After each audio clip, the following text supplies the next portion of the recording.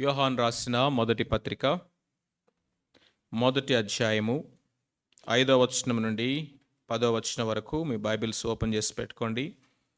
గడిచిన 2 వారాల నుంచి మనం యోహాను మొదటి పత్రిక ధ్యానాలు మనం కొనసాగిస్తూ ఉన్నాము. మొదటి సెషన్లో మనం యోహాను మొదటి పత్రిక యొక్క పరిచయాన్ని మనం చూసాం. లాస్ట్ సెషన్లో మొదటి 4 వచనాల్లో ఈ పత్రిక అంతా 3 మాటలు. దేవుడు జీవమై ఉన్నాడు, దేవుడు వెలుగై ఉన్నాడు, దేవుడు ప్రేమై ఉన్నాడు. God is life, God is light, God is love. దేవుడు జీవమై ఉన్నాడు అన్నటువంటి యొక్క మాటలో మొదటగా మనం ఏం చూస్తామంటే, ఆ జీవము సశరీరుడుగా ప్రత్యక్షుడయ్యాడు. రక్త మాంసములు ధరించుకొని ఆయన మన దగ్గరికి వచ్చాడు. యేసుక్రీస్తు ప్రభువారు శరీరధారిగా భూమి మీదకి రాలేదు అనేటటువంటి అబద్ధ బోధ, దాన్ని ఖండిస్తూ ఆ దినాల్లో సంఘాల్లో ఉన్నటువంటి ఆ అలజడిని, ఈ అబద్ధ బోధల వలన వచ్చినటువంటి ఆ డ్యామేజ్ని రెక్టిఫై చేయడానికి ఈ పత్రికలో ఈ విషయాలు రాస్తూ వచ్చాడు. ఈ దినాల్లో కూడా యేసుక్రీస్తు ప్రభువారి యొక్క దైవత్వం మీదను, యేసుక్రీస్తు ప్రభువారి యొక్క మానవత్వం మీదను ఎంతో దాడి మనం చూస్తూ ఉన్నాం. ఎందుకంటే క్రైస్తవ విశ్వాసం యొక్క పునాది క్రీస్తు ప్రభు, ఆయన శిలువ మరణ భూస్థాపన పునరుద్ధానములు. ఒకవేళ యేసుక్రీస్తు ప్రభువారు శరీరధారిగా రాకపోతే ఆయన శిలువ మీద మరణించినటువంటి ఆ యొక్క మరణము, ఆయన కార్చిన రక్తము వలన ఉపయోగం లేదు. ఆయన మనకు సబ్స్టిట్యూట్గా అవ్వలేడు. ఆయన మృతుల్లో నుంచి తిరిగి లేవకపోతే ఆ శిలువ మీద యేసు ప్రభు చేసినటువంటి ఆ బలియాగమునకు ఉపయోగమే లేదు. సో కాబట్టి ఇవి రెండు కూడా చాలా ప్రాముఖ్యమైనవి. ఆయన యొక్క divinity and humanity both are equally important. క్రైస్తవ విశ్వాసానికి, మన రక్షణకు, అంతేకాకుండా మన యొక్క నిరీక్షణకు కూడా అవి ఆధారం అయి ఉన్నాయి. సాతానుడు ఆది నుంచి కూడా ఈ పునాదుల్ని కదిలించడానికి, ఈ పిల్లర్స్ని పడగొట్టడానికి వాడు ప్రయత్నాలు చేస్తూనే ఉన్నాడు. వాడు ఇంకా చేస్తూనే ఉన్నాడు. ఈ పత్రిక యొక్క సారాంశం ఏంటంటే ఫెలోషిప్. ఫెలోషిప్ ఫెలోషిప్ అన్న మాటకు అర్థము కొయినోనియా అని చూసాం. కొయినోనియా అన్న మాటకు భావం ఏంటంటే having something in common, sharing, commonality. మనం అందరము కూడా ఒకటే కామన్గా కలిగి ఉన్నటువంటి ఒక సమూహము. కొయినోనియా అన్న మాట ఒక కుటుంబానికి వాడతారు, ఎందుకంటే వారు కామన్గా కలిగి ఉంటారు కొన్ని. అలాగే సంఘానికి, సహవాసానికి ఈ మాట ఉపయోగించడం జరిగింది. అయితే దేవునితో మనకున్నటువంటి సహవాసం గురించి ఆలోచన చేసినప్పుడు, మరి దేవునికి మనకి కామన్గా ఉన్న కొయినోనియా ఏంటి? What is the common that we have with God? ఎందుకంటే ఫెలోషిప్ అన్నప్పుడు హ్యావింగ్ సంథింగ్ ఇన్ కామన్. ఏమి కామన్గా ఉన్నాయంటే మొట్టమొదటిది లైఫ్, జీవం. ఎందుకంటే మనము జీవించే ఈ జీవితం ఇప్పుడు ఏదైతే ఉందో అది తన కుమారుడైనటువంటి యేసుక్రీస్తునందరి విశ్వాస మూలంగా మనం జీవిస్తూ ఉన్నాం. కుమారుని కలిగిన వాడు నిత్య జీవము కలిగినవాడు. సో కాబట్టి మనము కలిగినటువంటి ఈ జీవము, ఇంకా గట్టిగా మాట్లాడితే నిత్య జీవం ఎవరిదంటే దేవుని వలన మనం పొందుకున్నటువంటిది. పాపం వలన వచ్చు జీతము మరణం. అయితే మన ప్రభు అయిన యేసుక్రీస్తు ద్వారా దేవుడు మనకు అనుగ్రహించినటువంటి ఉచితముగా ఇచ్చిన కృపావరము నిత్య జీవం. సో కాబట్టి life we have in common, that is a fellowship. రెండోది కనుక మనం చూసినట్లయితే లైట్. ఒకప్పుడు మనము చీకటే ఉన్నాము, ఒకప్పుడు చీకటిలో జీవించాము, చీకటి సంబంధులుగా ఉన్నాము, అంధకార సంబంధమైనటువంటి అధికారి యొక్క అధికారము కింద మనం బానిసలుగా ఉన్నాం. అయితే పేతురు భక్తుడు అంటున్నాడు, మనలను ఆయన చీకటిలో నుండి ఆశ్చర్యకరమైన వెలుగులోనికి తీసుకుని వచ్చాడు. యేసుక్రీస్తు ప్రభువారు కొండ మీద ప్రసంగం అంటున్నాడు, మీరు లోకమునకు వెలుగై ఉన్నాడు. యోహాను సువార్తలో ఆయన చెప్తున్నాడు, నేను లోకానికి వెలుగై ఉన్నాను. This is a commonality. Fellowship ఎలాగ దేవునితో మనకు కుదిరింది? ఏ విధముగా ఈ కొయినోనియా అనేది దేవునితో సాధ్యమైంది? దేవునికి మనకు కామన్గా ఉన్నది ఏంటంటే ఆయన తన జీవాన్ని మనకిచ్చాడు, ఆయన జీవమై ఉన్నాడు. రెండోది కనుక మనం చూసినట్లయితే ఆయన వెలుగై ఉన్నాడు, మనల్ని వెలుగు సంబంధులుగా చేశాడు, వెలుగుగా లోకానికి డిక్లేర్ చేశాడు. This is the common we have with God. మూడోది కనుక మనం చూసినట్లయితే మనకు అనుగ్రహించబడిన పరిశుద్ధాత్మ ద్వారా దేవుని ప్రేమ మన హృదయంలో కుమ్మరించబడతా ఉందని రోమిలికి రాసిన పత్రిక 5వ అధ్యాయం 5వ వచనంలో మనం చూస్తాం. పరిశుద్ధాత్మ దేవుడు మనలో పుట్టించే ఆత్మ ఫలము ఏంటంటే మొట్టమొదటిది ఏంటి? ప్రేమ. అసలు స్టార్టింగ్ విత్ లవ్, ప్రేమ. ఆ ప్రేమను, ఏ ప్రేమ ఇది? ఇది బ్రదర్లీ లవ్ కాదు, ఇది వైఫ్కి హస్బెండ్కి మధ్య ఉండే రొమాంటిక్ లవ్ కాదు, ఇది కుటుంబంలో ఉండేటటువంటి ప్రేమ కూడా కాదు. మరి ఏ ప్రేమ అంటే ఈ 3 రకాలటువంటి లేకపోతే మిగిలిన అన్ని ప్రేమలకు మూలం అయినటువంటి ఆధారమైనటువంటి ప్రేమ అది అగాపే. ఈ అగాపే ప్రేమ పరిశుద్ధాత్మ దేవుడు విశ్వాసి అయినటువంటి ప్రతి వారి యొక్క హృదయంలో ఆయన కుమ్మరిస్తున్నాడట. మనము ఆయనకు లోబడి జీవించే కొలది ఆత్మ ఫలము ఫలిస్తూ మనల్ని క్రీస్తు ప్రభు యొక్క రూపంలోనికి మార్చే ఈ క్రమంలో ఆ ప్రేమను మనలో ఇంప్లాంట్ చేస్తున్నాడు, ఇంపార్ట్ చేస్తున్నాడు. కాబట్టి దేవుడు ప్రేమాస్వరూపి. ఆ ప్రేమతో ఆయన మనల్ని నింపుతూ మనల్ని ఆ ప్రేమకు ఛానల్స్గా ఆయన వాడుకోవాలనుకుంటున్నాడు. This is the third commonality we have. ఈ పుస్తకం యొక్క మొత్తం సారాంశము 3 మాటలు. దేవుడు జీవమై ఉన్నాడు, దేవుడు వెలుగై ఉన్నాడు, దేవుడు ప్రేమ అయి ఉన్నాడు. ఈ పుస్తకం యొక్క థీమ్ ఫెలోషిప్, కొయినోనియా. మనము దేవునితో సహవాసం కలిగి ఉన్నాము అని చెప్తున్నప్పుడు మరి దేవునికి మనకు కామన్గా ఉన్నవి ఏంటంటే ఇప్పుడు చెప్పిన ఇవి 3 కూడా మనలో కామన్గా ఉన్నాయి, విశ్వసించినటువంటి రక్షించబడినటువంటి మనలో. కాబట్టి మనము దేవుని యొక్క సహవాసమున కొరకు పిలువబడ్డాము, ఆయనతో సహవాసం కలిగి జీవించడానికి సృష్టించబడ్డాము, నూతన సృష్టిగా చేయబడ్డాము. అయితే ఇప్పుడు మనం చదువుకున్నటువంటి యొక్క ప్యాసేజ్లో రిపీటెడ్గా కనబడేటువంటి వినపడే మాట మీరు గమనించారో లేదో, ఏంటంటే పాపం లేకపోతే చీకటి. చీకటి చీకటి చీకటి అనే మాటని చూస్తా ఉన్నారు. 9 times we see that word repeated in this small passage. అయితే ఈ సహవాసాన్ని డిస్టర్బ్ చేసేటటువంటిది, అసలు ఆదిలో కూడా డిస్టర్బ్ చేస్తుంది ఏంటంటే పాపము. దీన్ని ఇక్కడ డీల్ చేస్తా ఉన్నాడు. సో ఇప్పుడు మనము చదివినటువంటి ఈ వాక్య భాగముకు ఒక శీర్షికగా మనం చూడాలంటే the conditions for the fellowship. ఈ సహవాసము, మనము దేవునితో సహవాసములో కొనసాగాలి అంటే, ఒకరితో ఒకరు సహవాసములో మనం ఎదగాలి అంటే మనము ఎలా జీవించాలి, ఈ సహవాసాన్ని డిస్టర్బ్ చేసేది, పాడు చేసేది ఏంటి అనేది మనము జాగ్రత్తగా గమనించాలి. ఎందుకని? మాతో కూడా మీకు సహవాసం కలుగునట్లు ఈ సంగతులు మీకు వ్రాయిచున్నానన్నాడు. మన సహవాసం అయితే ఎవరితోనట? తండ్రితో కూడాను ఆయన కుమారుడైన యేసుక్రీస్తుతో కూడాను ఉన్నది. సో మనము తండ్రైన దేవునితోనూ కుమారుడైన క్రీస్తు ప్రభుతోనూ సహవాసము, ద వర్టికల్ రిలేషన్షిప్, దేవునితో సహవాసం. రెండవది ఒకరితో ఒకరికి దేవుని బిడ్డలతో సహవాసం. మరి ఈ సహవాసంలో మనము ఎదుగుతూ ఉన్నప్పుడు, కొనసాగుతూ ముందుకు వెళ్తున్నప్పుడు అది దేవునితో కానీ మన సహవాసం దేవుని బిడ్డలతో కానీ ఈ సహవాసాన్ని పాడు చేసేది ఏంటి అంటే ఇక్కడ మనం చూస్తున్నాము పాపం, చీకటి అన్న మాటని. అయితే ఇక్కడ జాగ్రత్తగా కొన్ని విషయాల్ని మనం గమనించుదాం. మొట్టమొదటిగా ఒక గాస్పల్ స్టేట్మెంట్ డిక్లేర్ చేస్తున్నాడు.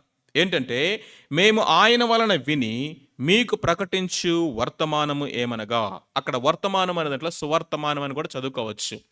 సో దిస్ ఈజ్ ప్రొక్లెయిమ్ చేస్తున్నటువంటి, డిక్లేర్ చేస్తున్నటువంటి ఒక అద్భుతమైనటువంటి సువార్త. ఏంటి సువార్త, ఏంటి వర్తమానం అంటే గాడ్ ఈజ్ లైట్.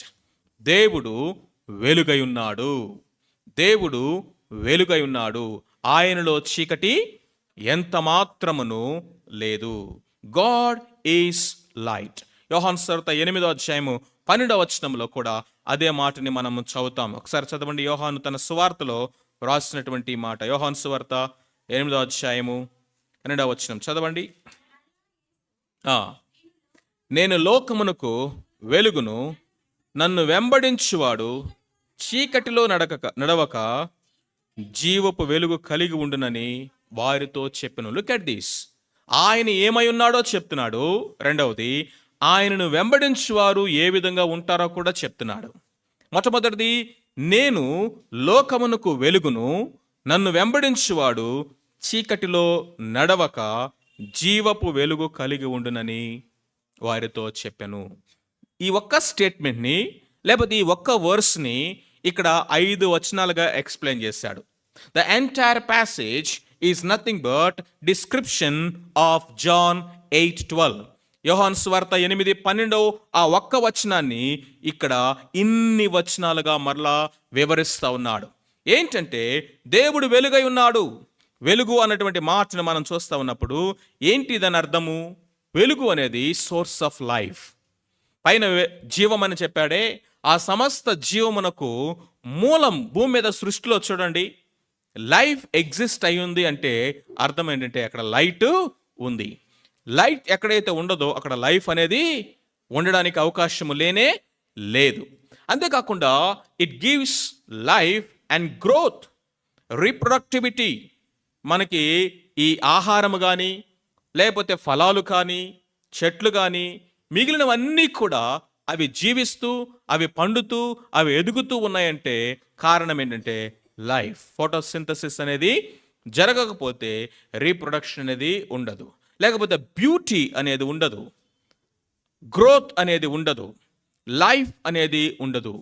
దేవుడు వెలుగై ఉన్నాడు అన్నప్పుడు ఆత్మీయంగా మనం ఆలోచన చేసినట్లయితే వెలుగు అనేది మన యొక్క జీవితం యొక్క యథార్థతకు, కాన్ఫిడెన్స్కి, రియాలిటీకి, అంతేకాకుండా మనలో ఉన్నటువంటి ప్రతి విధమైనటువంటి ఆ యొక్క ఆంతరంగికమైనటువంటి వాటిని చూపించేటువంటి స్థితికి అది కారణంగా ఉంది అని మనం చెప్పవచ్చు. సో కాబట్టి గాడ్ ఈజ్ లైట్ అని మనం చెప్పినప్పుడు when we are saved God called us into light from darkness. Already మనం చూసుకున్న మాట పేతురు రాసిన మొదటి పత్రిక 2వ అధ్యాయం 9వ వచనంలో ఆయన మనల్ని ఏం చేశాట? చీకటిలో నుండి ఆశ్చర్యకరమైన తన వెలుగులోనికి మనల్ని పిలిచాడు. చీకటిలో నుండి ఆశ్చర్యకరమైన వెలుగులోనికి ఆయన మనల్ని పిలిచాడు. అంతేకాకుండా తెస్సలోనికి రాసిన మొదటి పత్రిక 5వ అధ్యాయం 5వ వచనంలో ఆయన మనల్ని వెలుగు సంబంధులుగా ద చిల్డ్రన్ ఆఫ్ లైట్గా ఆయన పిలుస్తున్నాడు. ఒకసారి చదవండి ఆ మాట కూడా. తెస్సలోనికి రాసినటువంటి మొదటి పత్రిక 5:5 చదవమ్మా. మీరందరూ వెలుగు సంబంధులను పగటి సంబంధులనై ఉన్నారు. మనము రాత్రి వారము కాము, చీకటి వారము కాము. ఆయన రాకడ యొక్క కాంటెక్స్ట్లో చెప్తూ ఇక్కడ ఏమంటున్నాడంటే మీరు వెలుగు సంబంధులుగా ఉన్నారు, పగటి సంబంధులుగా ఉన్నారు, చీకటి సంబంధులు కాదు, రాత్రి సంబంధులు కాదు. కాబట్టి మీరు నిద్రపోతుల వలె ఉండబాకండి, నిద్రమత్తుగా ఉండబాకండి.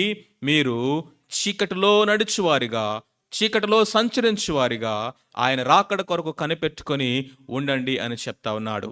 అంతేకాకుండా మనం ఎఫెస్సీ పత్రికలో చూసినట్లయితే వెలుగు ఫలము మనము ఫలించాలని దేవుడు కోరుకుంటున్నాడు అని అక్కడ రాయబడి ఉంది. అంతేకాకుండా మనము ఎవరైతే చీకటిలో జీవిస్తారో, పాపములో కొనసాగుతారో, పాపాన్ని కప్పిపెట్టుకోవడానికి ప్రయత్నం చేస్తూ ఉంటారో వాళ్ళు వెలుగు దగ్గరికి రారట, వెలుగుని వాళ్ళు ప్రేమించరట, వెలుగులో జీవించడానికి ఇష్టపడరట. చూడండి యోహాను సువార్త 3వ అధ్యాయము 19వ వచనం నుండి కనుక మనం చూసినట్లయితే ప్రభు అక్కడ సెలవిస్తున్నటువంటి మాటను ఒకసారి చదువుదాం. యోహాను సువార్త 3వ అధ్యాయము 19వ వచనం నుండి. ఆ తీర్పు ఇదే, వెలుగు లోకములోనికి వచ్చెను గాని తమ క్రియలు చెడ్డవైనందున మనుష్యులు వెలుగును ప్రేమింపక చీకటినే ప్రేమించిరి.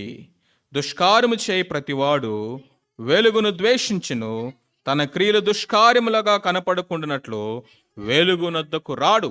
అయితే సత్యవర్తనుడైతే తన క్రియలు దేవుని మూలముగా చేయబడి ఉన్నవని ప్రత్యక్షపరచబడినట్లు వెలుగునొద్దకు వచ్చును. వాట్ ఎ బ్యూటిఫుల్ కాంట్రాస్ట్ అండి. 2 రకాల జీవన విధానాల గురించి ఇక్కడ చెప్తున్నాడు. ఒకటట వెలుగునే ఒకడు ప్రేమిస్తాడట, చీకట్లోకి ఉండడానికే ఇష్టపడతాడట. వెలుగు యొద్దకు రాడు. ఎందుకని చీకట్లోనే ఉంటాడు? ఎందుకని చీకటినే ప్రేమిస్తాడు? వెలుగు యొద్దకు ఎందుకు రాడంటే తన క్రియలు దుష్టమైనవి, అవి దుష్కార్యములని అతనికి తెలుసా లేదా? తెలుసు. కాబట్టి అవి దుష్కార్యములుగా కనబడకుండునట్లు వెలుగు యొద్దకు అతడు రాడు. దేవుడు అంటున్నాడు, అట్టివారు తీర్పుకు లోనవుతారట. దేవుడట ఆ చీకట్లో దాయబడినటువంటి, వాడు దాచిపెట్టినటువంటి, కప్పిపెట్టిన వాటన్నిటిని బయటికి తీసుకొస్తాడట, తీర్పులోకి తీసుకొస్తాడట. ఎందుకంటే దేవుడు వెలుగునిచ్చింది ఎందుకంటే మన క్రియలను అవి సరి చేసుకోవడానికి, దేవుని యొక్క వాక్యపు వెలుగులో మనం పరీక్ష చేసుకోవడానికి, సరి చేసుకోవడానికి. అయితే కొందరు వెలుగు లోకములో ఉన్నది కానీ వారి క్రియలు చెడ్డవైనందున వారు వెలుగునొద్దకు రారు. అవి దుష్కార్యములుగా కనపడకుండానట్లు వారు వెలుగును అసహించుకుంటారు. అయితే సత్యవర్తనుడు ఏం చేస్తాడట? దేవుని ఎదుట తన క్రియలు సత్యమైనవని కనబడినట్లు వెలుగు యొద్దకు వస్తాడు. What a confident life it is! ఆ జీవితం ఎట్లా ఉంటుందో ఊహించండి, ఎంత ధైర్యంగా ఉంటుందో ఊహించండి. ఇక దాపరికాలు ఉండాల్సిన అవసరం లేదు, కప్పిపెట్టుకోవటం ఉండాల్సిన అవసరం లేదు, మనము ఇక ఎవరినో మెప్పించాలని చేసే ప్రయత్నాలు అవసరం లేదు. వారు దేవుని యొద్దకు, వెలుగు యొద్దకు వారు వస్తారని ఆయన వాక్యం సెలవిస్తూ ఉంది. అంతేకాకుండా వెలుగు చీకటి కూడా కలిసి ఎప్పుడు కూడా ఉండలేదట. కొరింథీ 2వ పత్రిక 6వ అధ్యాయంలో వెలుగుకు చీకటికి ఏమీ పొత్తు అంటున్నాడు. రెండు కూడా పొత్తు పెట్టుకోవట, కలిసి ఉండలేవట. ఉంటే చీకటన ఉంటుంది, లేకపోతే వెలుగన్నా ఉంటుంది, కానీ రెండు కూడా కలిసి వెళ్ళవు. దేవుడు వెలుగై ఉన్నాడు, ఆయన సమస్త వెలుగునకు మూలమై ఉన్నాడు, ఆయన నిజమైన వెలుగై ఉన్నాడు, నిత్య జీవమునిచ్చేటువంటి వెలుగుగా ఉన్నాడు. అయితే ఇక్కడ ఏమంటున్నాడంటే ఆయన వెలుగులో ఉన్న ప్రకారము మనం కూడా ఏం చేయాలి? వెలుగులో నడవాలని, వెలుగు సంబంధులుగా జీవించాలని ఆయన మనల్ని పిలిచాడు. ఈ యొక్క వివరణ యొక్క సారాంశమంతా ఒక మాటలో చెప్పాలంటే వెలుగు వెలుగుతోనే సహవాసము చేస్తుంది. Light can go along with light. సూర్యుడి దగ్గరికి ఎవరైనా వెళ్ళాలంటే ఇంకొక సూర్యుడు మాత్రమే వెళ్ళగలడు.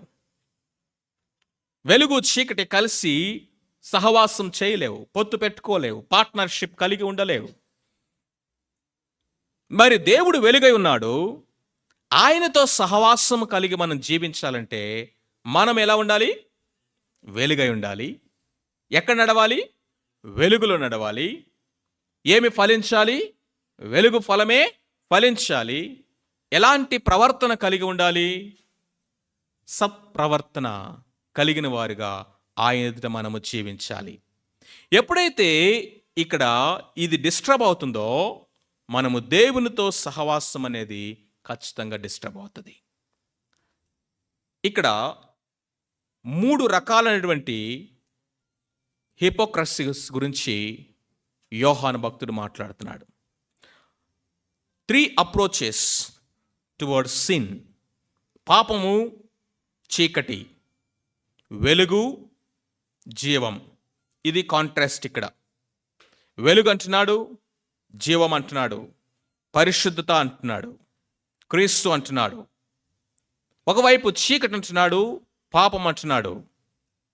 ఈ రెండింటి మధ్య ఉన్నటువంటి కాంట్రాస్ట్ని ఒక విశ్వాస యొక్క జీవితంలోకి తీసుకొచ్చి ఏ విధంగా ఇది పాపము మనని దేవునితో సహవాసాన్ని డిస్టర్బ్ చేస్తుందో వివరిస్తూ ఉన్నాడు. 3 అప్రోచెస్ టువర్డ్స్ సిన్. మొట్టమొదటిది, we can try to cover sin. Of course, we cannot cover sin. We may try to cover sin. పాపాన్ని కప్పిపెట్టుకోవడానికి మనం ప్రయత్నం చేయొచ్చు. ఆ కప్పిపెట్టుకోవడానికి చేసే ప్రయత్నమే 5 నుంచి 10 వరకు. రెండవది ఏంటంటే we can confess our sin. పాపాన్ని మనము ఒప్పుకోవచ్చు. అది సెకండ్ అప్రోచ్, లేకపోతే రెండవ అవకాశం పాపం విషయమై అప్రోచ్. ఈ 5వ వచనంలోను, తర్వాత 9వ వచనంలోను, ఆ తర్వాత 2వ అధ్యాయం 2 వచనాల్లోనూ ఇక్కడ ఈ అప్రోచ్ చెప్తున్నాడు. పాపమును కన్ఫెస్ చేసేటువంటి వారు ఎలా ఉంటారు. మూడవది, వీ కెన్ కాంకర్ సిన్. పాపాన్ని జయించవచ్చు. నా చిన్న పిల్లారా, మీరు పాపము చేయకుండుటకై ఈ సంగతులు మీకు రాయిచున్నాను. పాపము చేయకుండా ఉండటమే. దేవుని మూలముగా పుట్టిన వాని యందు ఆయన బీజము నిలుచును గనుక వాడు పాపములో కొనసాగడు. ఇది దేవుని యొక్క ఆశ. 3 ఏరియాస్ జాగ్రత్తగా వినండి. ఒక్కొక్కటి మనము ధ్యానించుకుంటూ ముందుకు వెళ్దాం. మొట్టమొదటి అంటే we may try to cover sin. పాపాన్ని కప్పిపెట్టుకోవడానికి చేసే ప్రయత్నం. ఎలా చేస్తారయ్యా ఈ ప్రయత్నం అంటే అబద్ధము ఆడటం ద్వారానట. 6వ వచనం చూడండి, ఇక్కడ ఏమని రాస్తున్నాడో, ఆయనతో కూడా సహవాసము గలవారమని చెప్పుకొని చీకటిలో నడిచినడలా. 6 సార్లు ఇఫ్ ఇఫ్ ఇఫ్ ఇఫ్ అంటూ రాశాడు. 4 సార్లు ఇఫ్ వి సే, మనము చెప్పుకొనినెడలా, మనము చెప్పుకునేడలా. ఇక్కడ జాగ్రత్తగా వినండి. మొదటి కేటగిరీ, ఎవరైతే పాపాన్ని కప్పిపెట్టుకోవడానికి ట్రై చేస్తాడో వాడి యొక్క జీవితం ఎలా ఉంటుందంటే చెప్పుకునేది ఒకటి, చేసేది ఒకటి. అది చెప్పుకునేది ఒకటి, చేసేది ఒకటి. What we say is different from what we do. That is a hypocritic life. వేషధారణ జీవితం ఇది. పాపాన్ని కప్పిపెట్టుకునే వాడి యొక్క జీవితం ఏంటంటే అతడు చెప్పేది ఒకటి, అతడు చేసేది ఒకటి. అతడు ఉన్న స్థితి ఒకటి, బయటకు కనబరుచుకున్న స్థితి ఒకటి. అందుకనే if we say this and we do like this, if we say this and if you are like this అని ఒక కాంట్రాస్ట్ని తీసుకొస్తూ ఆ మధ్యలో ఇంటర్నీళ్ళల్లో సొల్యూషన్ కూడా చెప్తూ వస్తా ఉన్నాడు. మొదటి కేటగిరీ ఎవరో చూద్దాం. ఎవరయ్యా అంటే వీళ్ళు ఇతరుల్ని మోసం చేయడానికి ట్రై చేసేవాళ్ళట. ఇతరులతో చెప్పుకుంటారు. ఏమని చెప్పుకుంటారు? 6వ వచనం చదవండి.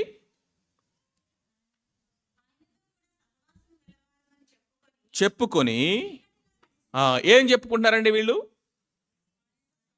దేవునితో నేను సహవాసం కలిగిన వాడునని చెప్పుకుంటున్నారు. మరి చేసేదేంటి? చీకటిలో నడుస్తా ఉన్నారు. ఫస్ట్ కేటగిరీ ఇది.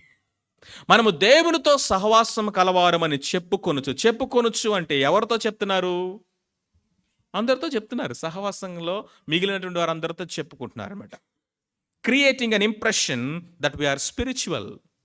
మనం ఆత్మీయులము అని, మనకంటే ఆత్మీయ స్థితి కలిగిన వారు ఇంకెవరూ లేరు అన్నట్లుగా సహవాసము, దేవునితో సహవాసము, దేవునితో అనుభవాలు, దేవుని యొక్క వాక్యములో దేవుడు నాకు ఇది మాట్లాడాడు బ్రదర్, అది మాట్లాడాడు బ్రదర్, దేవుడు లేకపోతే నన్ను ఇలా దర్శించాడు, అలా దర్శించాడు, ఈరోజు వాక్యం బ్రదర్ నాకే చెప్తున్నట్టుగా వినిపించింది అన్ని మాటలు, నేను కన్నీటితో నేను ఒప్పుకున్నాను, లేకపోతే నేను కన్ఫెస్ అయ్యాను, ఉదయాన్నే 4 గంటలకు లేచి 2 గంటల ప్రార్థన చేస్తున్నాను, దేవునితో సహవాసం కలవారమని చెప్పుకొనుచు. We say that we have fellowship with God, but we walk in darkness.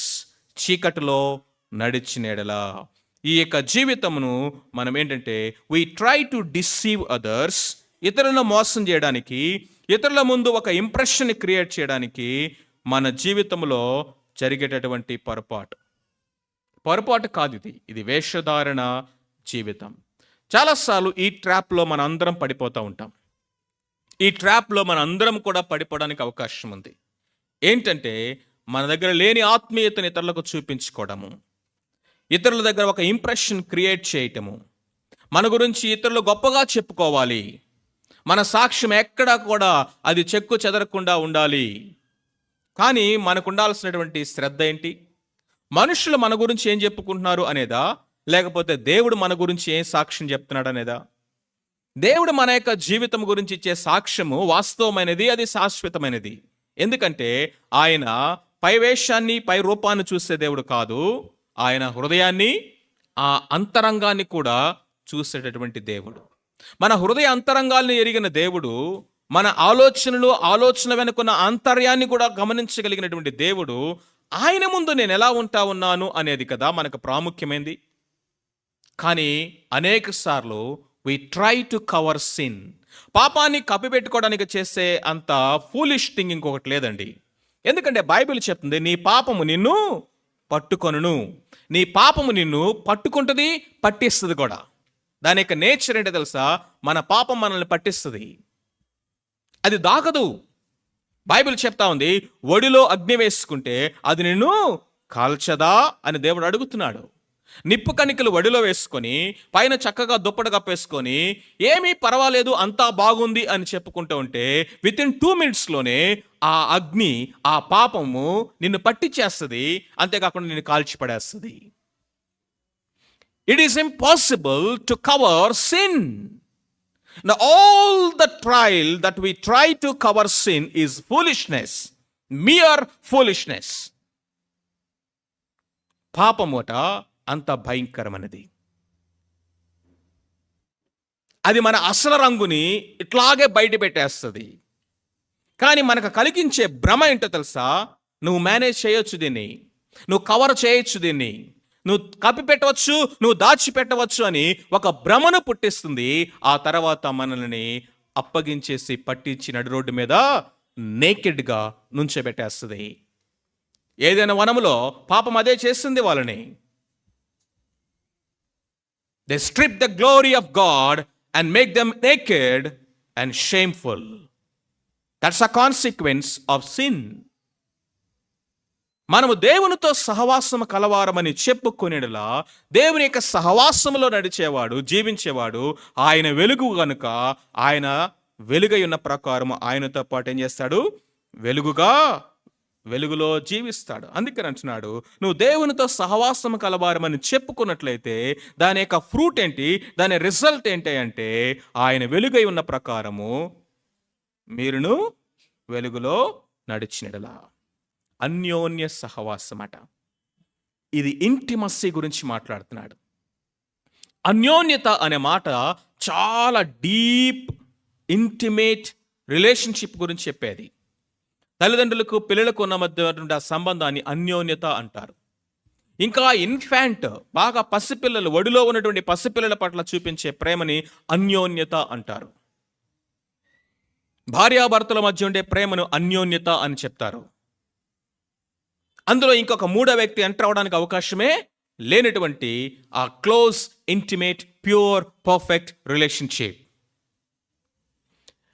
మనము వెలుగులో నడుస్తూ ఉంటే, దేవుడు వెలుగై ఉన్నాడు కాబట్టి మనం వెలుగులో నడుస్తూ ఉంటే అన్యోన్యత అనేది ఎందుకు డెవలప్ అవుతుంది అంటే ఆయన కుమారుడి యొక్క రక్తము ఏం చేస్తుందంటే మనల్ని పవిత్రులుగా చేస్తూ ఉంటుంది. As he is in the light, if we walk in the light, or if we started walking in the light, then we grow in sanctification. సహవాసమట శాంక్టిఫికేషన్లోకి తీసుకెళ్తుందట. వెలుగులో నడవటం అనేది అంటే అర్థం ఏంటో తెలుసా? మన యొక్క జీవితంలో ఏ దాపరికాలు లేకుండా, పాపమును కప్పిపెట్టుకోకుండా, మనుషుల దగ్గర వేషాలు వేయకుండా, మనము హిపోక్రెట్స్గా ఉండకుండా ఆయన వెలుగులో ఉన్న ప్రకారము మనము కూడా వెలుగులో నడుస్తూ ఉన్నట్లయితే దేవునితో అన్యోన్య సహవాసము గ్రో అవుతుంది. ఎందుకు అంటే పాపం పట్ల సెన్సిటివిటీ అనేది పెరుగుతుంది. Walking in the light is nothing but growing in the sensitivity of sin. ఒక దైవజనుడు చాలా చక్కగా వివరించాడు దీన్ని. మారు మనసు పొందిన క్రొత్తలో పాపం అంటే ఏంటి అని ఎవరైనా అడిగారు అనుకోండి, ఏమని చెప్తారు? పాపం అంటే ఏంటంటే నరహత్య చేయుట పాపము, వ్యభిచరించుట పాపము, దొంగతనము పాపమని ఆ 10 commandments చెప్తారట. అదే వాళ్ళకు పాపం అంటే తెలిసిన నిర్వచనం. ఆత్మీయంగా ఇంకొంచెం దేవునితో సహవాసంలో వెలుగులో నడుస్తూ, వెలుగు సంబంధిగా జీవిస్తూ, దేవుని యొక్క అన్యోన్యతలో కొంచెం పెరిగే కొలది పాపం అంటే ఏంటి అంటే అసూయపడటం పాపం, కోపపడటము పాపం, ప్రేమించలేకపోవటము పాపం అని చెప్తారట. డెఫినేషను మారిపోయింది. ఇంకా ఆత్మీయంగా ఎదిగే కొలది, దేవునితో అన్యోన్యత పెరిగే కొలది, వెలుగు సంబంధులుగా జీవించే కొలది ఇంకొంచెం ముందుకెళ్తే పాపం అంటే ఏంటి అంటే అంటారంట, ప్రార్థన చేయకపోవటం పాపం అంటారట. మేలైనది చేయనెరిగి ఉండి అది చేయకపోవటము పాపం అంటాడట. ప్రేమించవలసినంత ప్రేమించకపోవటం పాపం అంటాడట. నశించిపోతున్న ఆత్మలకు సువార్త చెప్పకపోవటం పాపం అంటాడట. ఇదేంటి? అన్యోన్యత ఆత్మీయతను పుట్టించింది. ఆ ఇంటిమసీ అనేది, మన యొక్క ఇంటర్నల్ ఆ క్లెన్సింగ్ అనేది అనుదినము మన జీవితంలో చేస్తూ ఉండగా, అన్యోన్య సహవాసం అనేది మన యొక్క ఆత్మీయ జీవితంలో ఒక విప్లవాత్మకమైనటువంటి రూపాంతరతను తీసుకుని వచ్చింది. అయితే ఆ పాపాన్ని కప్పిపెట్టుకొని నేను దేవునితో సహవాసం కలిగి ఉన్నానని చెప్తూ చీకట్లో గనక నడిచినట్లయితే వాడు తీర్పులోకి వస్తాడట. వాడు అబద్ధము చెప్పుచున్నాడు, వాడు అబద్ధీకుడు, వాడు అబద్ధములో చెప్పుచున్నాడు. First possibility of covering sin ఏంటంటే టెల్లింగ్ లైస్. మన ఆత్మీయ జీవితం గురించి చెప్పేవన్నీ అబద్ధాలే. ఎందుకంటే చీకట్లో నడుస్తున్నాడు, బయట మాత్రం వెలుగు సంబంధిగా చలామణి అవుతున్నాడు. ఈ కేటగిరీలో ఉన్నావా నువ్వు? ఈ కేటగిరీలో ఉన్నావా? లేని ఆత్మీయతను చూపించుకుంటూ, మనుషుల దగ్గర మార్కులు సంపాదించుకుంటూ, వాళ్ళ దగ్గర గ్రేడ్స్ వేయించుకుంటూ, లేని టెస్ట్ మనీని చూపించుకుంటూ, మన రహస్య జీవితంలో, ఆంతరంగిక జీవితంలో పాపము మీద జయము లేక, పాపం మీద ప్రీతి, ఆ యొక్క మక్కువ పోకుండా, పాపాన్ని ప్రేమిస్తూ సీక్రెట్గా, బయట మాత్రం నేను దేవునితో నడుస్తున్నానని, సహవాసం కలిగి ఉన్నానని చెప్పుకుంటూ తిరుగుతున్నావా? Covering sin is so dangerous. It's fire, it is poison. కట్లపాము విషం లాంటిది అది. దేవుని యొక్క ఆశ ఏంటంటే ఆయన వెలుగులో ఉన్న ప్రకారము మనము కూడా వెలుగులో నడవాలి. పాపం అని ఎట్లా చూస్తున్నావు ఈరోజు? నువ్వు చిన్న పాపం పెద్ద పాపం అని సర్ది పెట్టుకుంటున్నావా? లేకపోతే ఆత్మీయతలో మనం ఎదుగుతున్నాము అంటానికి ఒక గుర్తు ఏంటంటే పాపం పట్ల మనకున్న అండర్స్టాండింగ్ అన్నాడు ఒక దైవజనుడు. ఆత్మీయంగా మన యొక్క మెచ్యూరిటీ లెవెల్ ఎలా ఉంది అని చెప్పడానికి పాపాన్ని మనం ఎలా చూస్తున్నాము, పాపాన్ని ఎలా ట్రీట్ చేస్తున్నాం అనే దాన్ని బట్టి ఆ వ్యక్తి ఒక ఇన్ఫాంట్గా ఉన్నాడా, లేకపోతే చైల్డ్గా ఉన్నాడా, లేకపోతే యంగ్గా ఉన్నాడా, లేకపోతే ఎదిగినటువంటి ఒక అడల్ట్గా ఉన్నాడా అనేది చెప్పొచ్చు అంటున్నాడు. సెకండ్ కేటగిరీ కనుక మనం చూసినట్లయితే చూడండి, 6వ వచనంలో అయిపోయింది కదా, 8వ వచనం చూద్దాం. మనము పాపము లేనివారమని చెప్పుకునేలా మనను మనమే మోసపుచ్చుకుందుము, మరియు మనలో సత్యము ఉండదు. ఫస్ట్ కేటగిరీ ఎవరంటే ఇతరులతో అబద్ధాలు చెప్పేవాళ్ళు. సెకండ్ కేటగిరీ ఎవరంటే తమతో తామే అబద్ధాలు చెప్పుకునేవాళ్ళు. First category they try to deceive others. The second category that they are deceiving themselves. They are deceiving themselves. We say we have no sin. మనలో పాపము లేదని మనం చెప్పుకునేలా మనమే మోసపుచ్చుకుంటున్నాము. దేవుని వాక్య సత్యము మనలో ఉండదట, ట్రూత్ అనేది ఉండదట, డిసీవ్ చేసుకున్నవారు. గుర్తుపెట్టుకోండి, పాపం అనేది 3 రకాలుగా మన జీవితాన్ని ఇన్వేట్ చేసింది. మొట్టమొదటిది పాపం ఏంటంటే ఇన్హెరిటెడ్ సిన్. ఇన్హెరిటెడ్ సిన్ అంటే ఇన్హెరిటెన్స్ అనేది దేనికి సంబంధించింది? లింక్ ఏంటి? వారసత్వం. అంటే ఏంటి? వారసత్వం ఎలా వస్తుంది? పుట్టుక ద్వారా వస్తుంది కదా, బై బర్త్. మనమందరము కూడా ఆదాముకు పుట్టాము, మనమందరము ఆదాము సంతానం. కాబట్టి ఆదాము యొక్క ఆస్తి మనం వారసులమయ్యాం. ఇప్పుడు ఆదాము యొక్క ఆస్తి ఏంటి? పాపం. అంతే. ఆదాము యొక్క ఆస్తి అయినటువంటి పాపానికి మనం అందరము వారసులమయ్యాము. ఆ ఆస్తి మనకి ఇన్హెరిటెన్స్ లాగా వచ్చేసింది, స్వాస్థ్యము, సంక్రమించిన పాపము. ఈ ఆస్తి నీకు ఎట్లా వచ్చిందంటే మా పితరుల ద్వారా సంక్రమించింది అంటారు, మా పితరుల ద్వారా వారసత్వముగా వచ్చింది అంటారు. సో ఆస్తే కాదు, పాపం కూడా వచ్చింది అలాగే. కాబట్టి సంక్రమించిన పాపం ఏంటంటే అది ఆది ఆదాము పాపము చేయటము ద్వారా ఆ యొక్క స్వభావము, పాప స్వభావం అనేది అందరికీ సంప్రాప్తమైంది. రెండవది కనుక మనం చూసినట్లయితే ఇంప్యూటెడ్ సిన్, ఆపాదించబడిన పాపం. ఆపాదించబడిన పాపం అంటే అర్థం ఏంటంటే ఆదాము మనందరికీ ప్రతినిధి. మన ప్రతినిధి పాపము చేయటం వలన ఆ పాపం వలన వచ్చినటువంటి పర్యవసానం అందరికీ ఆపాదించబడింది. అంటే అర్థం ఏంటంటే ఒక రాజు ఉన్నాడు అనుకోండి, ఆ రాజ్యానికి రాజుగా ఉండాల్సిన వ్యక్తి యుద్ధంలో ఓడిపోయాడు అనుకోండి, ఆ రాజు ఓడిపోతే రాజ్యమంతా ఓడిపోయినట్టే రాజ్యంలో ఉన్న ప్రతి ఒక్కడు బానిస అయిపోతాడు. ఇప్పుడు నేను కనుక ఉండి నేను అసలు యుద్ధానికే వెళ్ళలేదు, నా యుద్ధంలో నేను పాల్గొనలేదు, నేను ఓడిపోయానని చెప్తే నేను ఒప్పుకోను, నేను బానిసను కాదు అంటే ఏమంటారు? మీ రాజు ఓడిపోయాడు కాబట్టి నువ్వు ఓడిపోయినట్టే లెక్క అంటారు. ఇది ఆపాదించబడినది.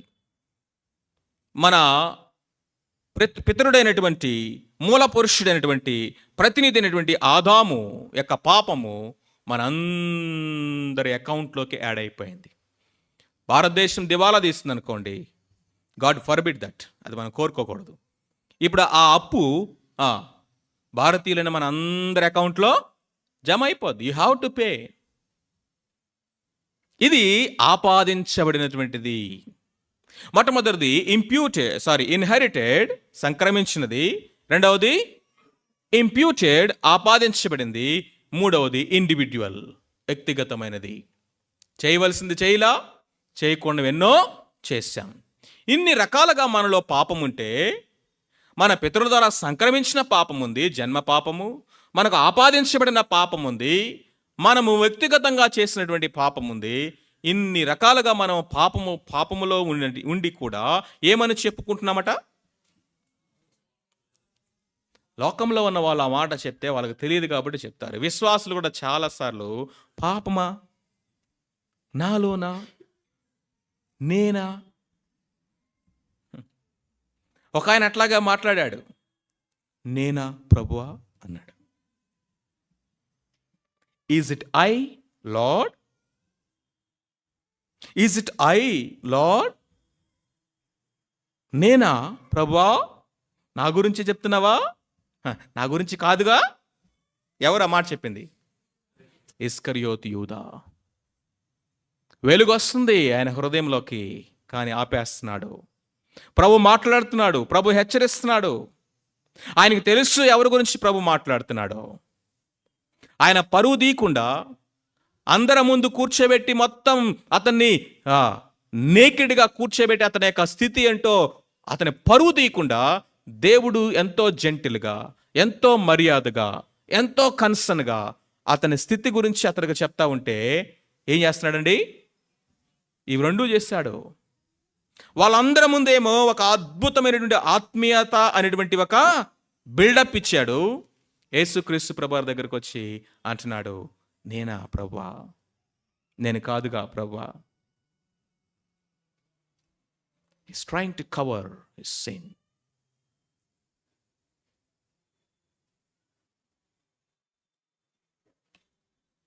దేవుని యొక్క ప్రేమ చూడండి అక్కడ. ఆ స్థితిలో కూడా యేసు ప్రభువుని అప్పగించుకోవడానికి డీల్ కుదుర్చుకొని వచ్చాడు. అడ్వాన్స్ కూడా తీసుకొని వచ్చాడు. ప్రభువును అమ్మడానికి రెడీగా ఉన్న వాడితోటి యేసు ప్రభు వారు మాట్లాడుతున్నాడు. ఆ టైంలో కూడా తను పాపం ఒప్పుకుంటాడేమో, కన్ఫెస్ అవుతాడేమోనని. The one who try to cover sin is in greater danger. ప్రియులారా, నాలో పాపము లేదని చెప్పుకునేలా. ఎవరంట? మనల్ని మనమే మోసపుచ్చుకుందాం. మనం ఎవరిని మోసం చేయము. మనం చేసేటటువంటి గ్రేటెస్ట్ డిసెప్షన్ ఏంటంటే, మనం ఇతరులను మోసం చేయాలని చేసే ప్రయత్నమే అన్నిటికంటే మోసం. మనం మోసం చేయలేము. మనుషులు కూడా కొంతవరకు వెళ్ళగలము, కానీ ఆ తర్వాత ఖచ్చితంగా బయటకు వచ్చేస్తుంది అది. సత్యమట వారిలో ఉండదట. సత్యమునకు చోటివ్వడట వాడు. దేవుని వాక్యానికి చోటివ్వడు. సత్యము దేవుడు మాట్లాడుతున్నాడు అక్కడ, కానీ ఇస్కరియోతు యూదా చోటివ్వలా. దేవుడు హెచ్చరిస్తా ఉన్నాడు, మీలో ఒక్కడే అన్నాడు. ఆకాను పాపం చూడండి, అదే layer after layer, layer after layer, layer after layer, అది దగ్గరకు వస్తా ఉంది. 12 గోత్రాలను తీసుకొచ్చి నుంచోబెట్టండి అన్నాడు. All 12 tribes. యూదా గోత్రాన్ని మాత్రమే ఉంచి మిగతా వాళ్ళని పంపించమన్నాడు. మిగతా అన్ని గోత్రాలు వెళ్ళిపోయారు, ఒక్క గోత్రం మిగిలిపోయింది. అప్పుడే నా గుండె జల్లమనాలి కదా, నా గోత్రమే ఆగమన్నాడు. ఏంటని? జరహు కుటుంబం మాత్రం నుండి మిగతా వాళ్ళందరూ వెళ్ళిపోండి అన్నాడు. జబ్ది వాళ్ళ ఫ్యామిలీ మెంబర్స్ ఉండండి, మిగతా వాళ్ళు వెళ్ళిపోండి అన్నాడు. చూసారా? ఒక్కొక్క లేయర్ దాటుకుంటూ నిన్నే పట్టుకోవడానికి ఆ పాపము నీ దగ్గరికి వస్తున్నా, కానీ ఆకాను పాపాన్ని కప్పిపెట్టేశాడు. అందుకని ఆకాను కుటుంబాన్ని మొత్తాన్ని కప్పిపెట్టేశారు. దేంట్లో? రాళ్ళ కుప్పతోటి. If you try to cover sin, you will be covered by the consequence of sin. అయితే 9వ వచనంలో ఏమంటున్నాడు? మన పాపములను మనము ఒప్పుకొని ఎడల ఆయన నమ్మదగిన వాడును నీతిమంతుడును గనక ఆయన మన పాపములను క్షమించి సమస్త దుర్నీతి నుంచి మనను పవిత్రులుగా చేయును. If we confess our sins, not cover, confess. మన పాపములు మనం ఒప్పుకొనేలా ఆయన నమ్మదగిన వాడు, నీతిమంతుడు. 2 అద్భుతమైనటువంటి క్యారెక్టరిస్టిక్స్ చెప్తున్నాడు 9వ వచనంలో. 2 అద్భుతమైనటువంటి ఆఫీసెస్ చెప్తున్నాడు, టైటిల్స్. 2వ అధ్యాయం 1వ వచనంలో అవి 2 కూడా ప్రభు అయిన యేసుక్రీస్తు వారిని గురించి. అవి 2 కూడా ఇన్ ద కాంటెక్స్ట్ ఆఫ్ కన్ఫెషనే. మొదటిది, ఆయన ఎవరట? నమ్మదగిన వాడు, ఫెయిత్ఫుల్. ఆయన నమ్మదగిన వాడు. రెండవది, ఆయన నీతిమంతుడు. ఎందుకు ఆయన నమ్మదగిన వాడంటే, ఈ లోకంలో ఎవడూ నమ్మదగిన వాడు కాదు. వాళ్ళ దగ్గరికి వెళ్ళి చెప్పుకోవాల్సిన అవసరం లేదు. కానీ దేవుడు నమ్మదగిన వాడు. ఆయన దగ్గరికి వెళ్ళి నీ కండిషన్ చెప్పుకో. ఆయన మన రహస్యాలను బట్టబయలు చేయడు. మన ప్రైవసీని పేపర్ మీద ప్రింట్ చేయడు. ఆయన మన యొక్క పాపమును ఒప్పుకున్నప్పుడు, నువ్వెంత ఘోరమైన పాపివా, నేను అలా ఎప్పుడు అనుకోలేదు అని అండవు. ఎందుకని చెప్పండి? అరే, నువ్వు ఇంత ఘోరమైన దౌర్భాగ్యుడివా, నువ్వేదో మంచోడు అనుకున్నానే అని ప్రభు అండట. ఎందుకని? నువ్వు ఒప్పుకోకముందే నీ స్థితి నా స్థితి ఆయనకు తెలుసు. తెలిసే అడుగుతున్నాడు ఆయన, తెలిసే ప్రేమించాడు ఆయన. పేతురు ముమ్మారు ఆయన్ని బొంకుతాడని తెలిసే పేతుర్ని ఆయన ప్రేమించాడు, నాయకుడిగా నియమించాడు. God never will caught with surprise. దేవుడికి ఎప్పుడు కూడా సర్ప్రైజ్ ఉండదట. ఎందుకంటే ఆయనకు అన్నీ తెలుసు. మనకే సర్ప్రైజ్.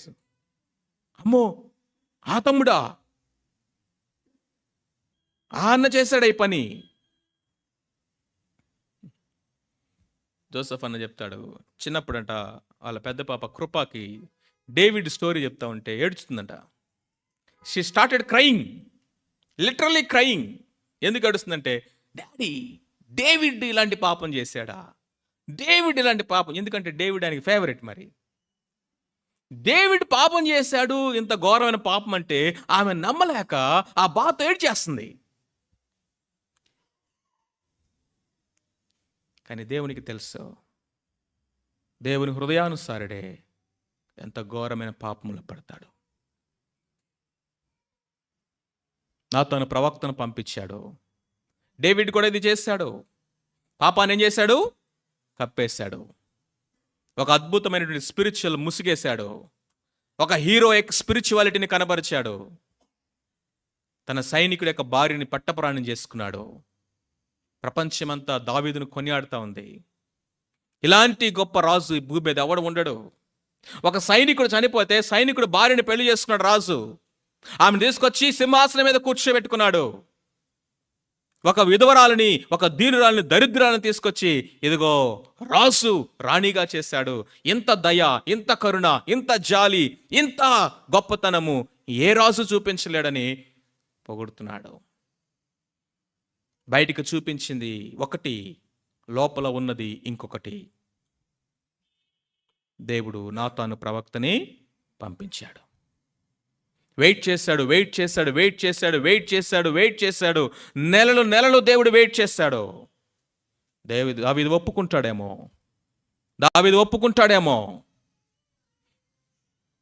దేవుని వాక్యము పనిచేయట్లా హృదయంలో. పాపం యొక్క సెన్సిటివిటీ మొద్దుబారిపోయింది. మనస్సాక్షి మొద్దుబారిపోయింది. దేవుడు మాట్లాడుతున్నాడు, వాక్యం పనిచేయట్లా. పరిశుద్ధాత్మ దేవుడు గద్దిస్తా ఉన్నాడు. సెన్సిటివిటీ లేదు.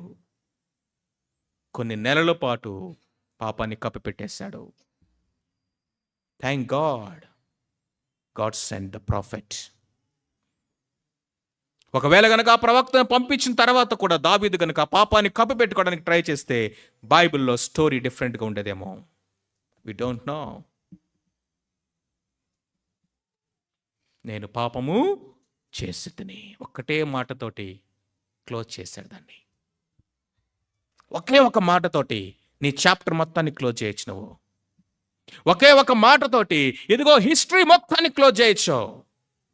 ఒకే ఒక మాటతోటి కాన్సిక్వెన్స్ మొత్తాన్ని రివర్స్ చేసి పడేశాడు దావీదు. ఆ ఒక్క మాట ఏంటో తెలుసా? నేను పాపము చేసి తిని. ఒకవేళ అక్కడ దావీదు గనుక మేము పాపము చేసితిమి అన్నగానే వేషధారై ఉండేవాడు. నేను పాపము చేసితిని. క్లోజ్. మన పాపములను మనము ఒప్పుకోవటం అంటే అది బార్గెనింగ్ లేనటువంటి ఒప్పుకోలు. ఏ విధమైనటువంటి దాచిపెట్టనటువంటి ఒప్పుకోలు. పూచికత్తు 100% తీసుకొని చేసే ఒప్పుకోలు. ఇక మేము అనలా, పరిస్థితులు అనలా, ఆ టైంలో ఇలా చేయాల్సి వచ్చింది. Nothing, no justification, no bargaining. ఒకే ఒక మాట, నేను పాపము చేసితిని, period, full stop. No ifs, no buts.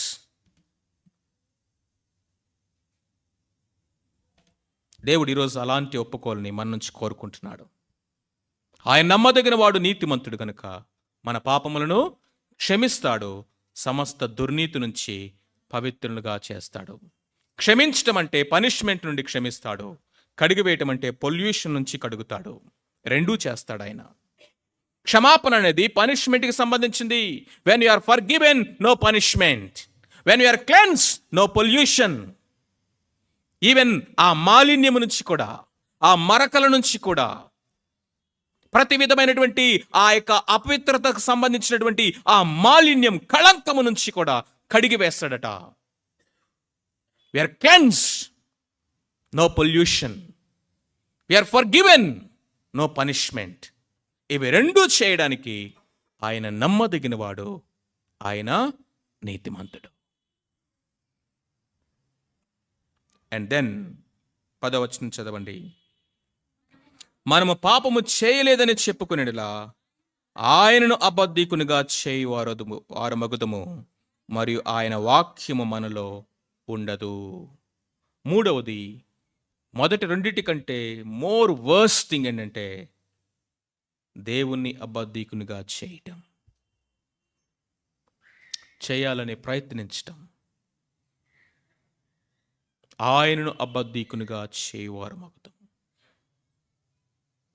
ప్రియమైన వారులారా, దేవుని యొక్క ఆశ, ఉద్దేశం సహవాసం. మానవుని యొక్క సమస్య, ఆ సహవాసాన్ని డిస్టర్బ్ చేసేది పాపం. సొల్యూషన్ ఏంటో తెలుసా?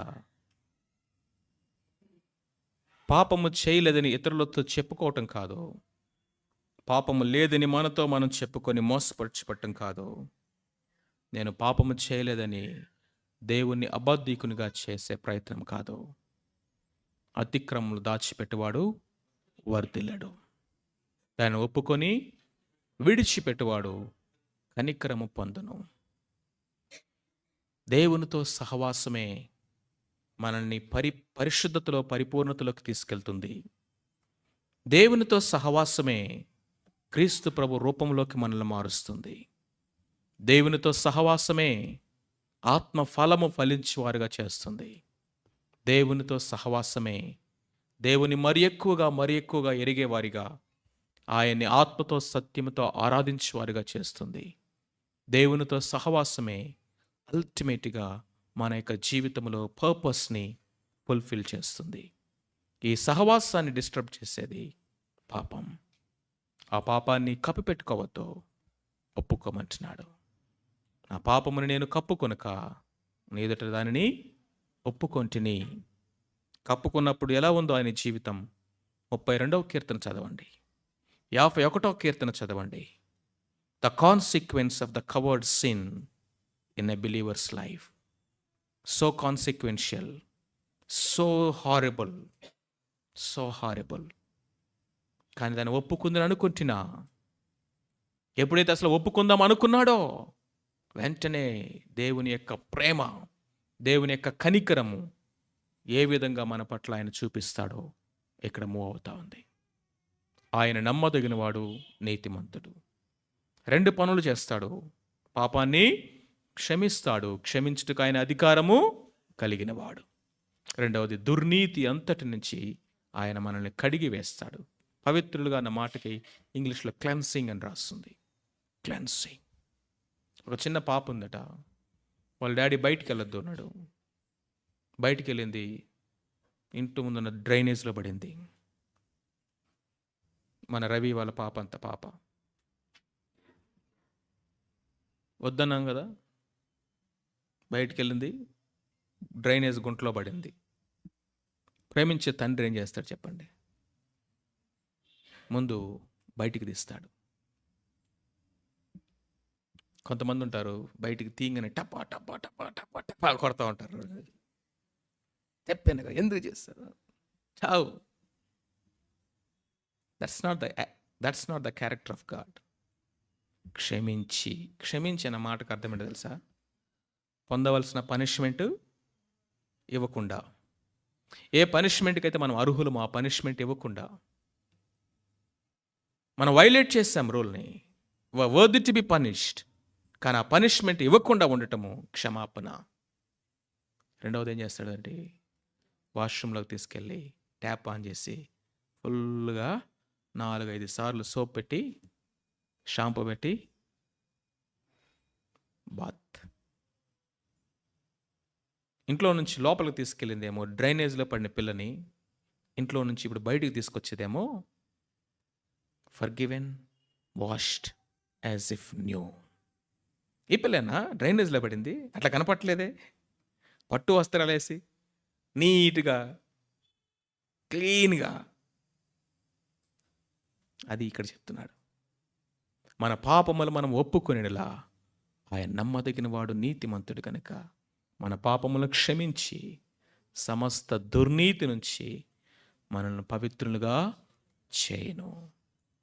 దేవునితో మన సహవాసాన్ని, మనము అన్యోన్య సహవాసాన్ని కలిగి జీవిస్తున్నామా, లేదా సహవాసము ఇదిగో తెగిపోయిన సహవాసముగా, బ్రోకెన్ రిలేషన్షిప్గా, బ్రోకెన్ ఫెలోషిప్గా ఉంటూ ఉందా? ఒకవేళ గన అలాంటి బ్రోకెన్ ఫెలోషిప్లో ఉన్నట్లయితే దేవునితో రెస్టోర్ చేయడానికి ఒకటే రిపెంట్. ప్రార్థన చేసుకుందాం. తల్ల వంచండి.